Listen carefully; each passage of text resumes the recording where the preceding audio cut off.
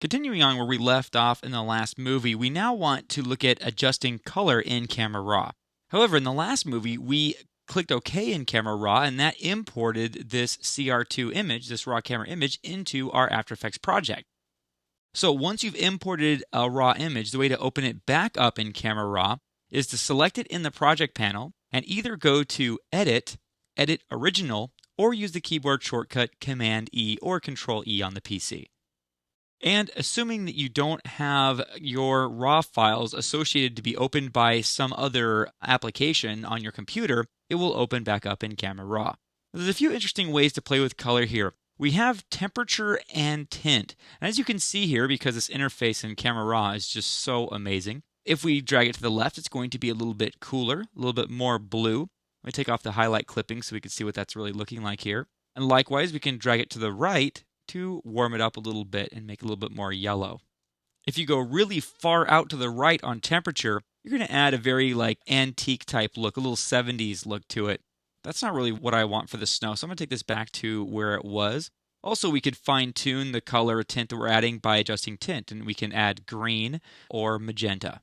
Down here at the bottom in this area, below clarity that we talked about in the last movie, we have vibrance and saturation. Now, saturation increases the intensity of all colors. Vibrance does as well, but it's more subtle, and it's especially more reverent, I guess we could say, or more careful about flesh tones. So as we increase the vibrance here, her skin tone is not getting as crazy orange as it might get with saturation.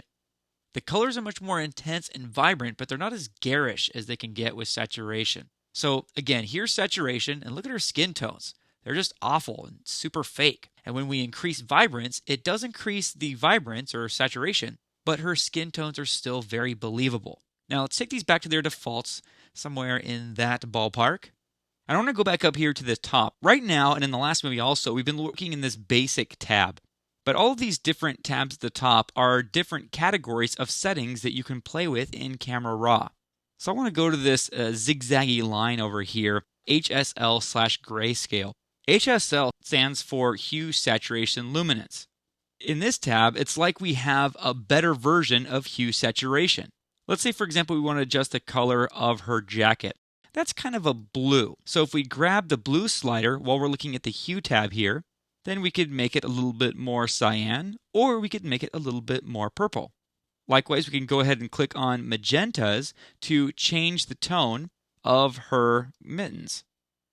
Now the color there is not as intense, so it's not as drastic of a change, but if we take the magenta slider over to the left, then now we have a purple jacket and purple mittens. So essentially then, each of these sliders is saying, what color do you want this color to be? So for reds, it's saying, what color do you want the reds to be? Now you notice that we don't have the same control as with hue saturation. In other words, we can't make magentas greens, but we can move them and keep it a very believable change. Next, let's go over to the saturation tab. Again, it's asking you, what do you want the saturation to be for each of these color values? So if we want to bring out the intensity of the purples, then we can drag purples to the right. See, we've made it more saturated. Same thing with magentas. We can make those mittens a little bit more saturated or desaturated if we want to. And finally, we can go over to the luminance tab and play with the brightness of each color. So if we want to darken the purples a little bit, so it's a little bit deeper of a purple, we can drag that to the left. If we want to brighten it up, we can drag it to the right. Same thing with magentas or any other color. Now, as I mentioned in the last chapter, I'm a big fan of the hue saturation effect, but I'm even a bigger fan of the HSL grayscale area here in Camera Raw. I love how it's more visual, it's easier to see what you're doing, it's laid out in a little bit more organized way, and for whatever reason the results just end up usually looking better. Or at least that's been my experience. Another thing we could do in this HSL grayscale tab is click Convert to Grayscale. Then we could adjust how these colors convert to gray. So let's say the purples or the blues, her jacket was blue for example, we can make these areas brighter or darker. Basically, that will play with our conversion to grayscale, almost like the black and white effect in Photoshop, if you're familiar with that. Now, I should also point out over here on this tab, we have a tone curve. It's like having curves built into Camera Raw here. You could use parametric where you're using the triangles at the bottom, kind of like levels, or you can go to point and you can actually have a curve just like curve. So that functionality is built into Camera Raw also.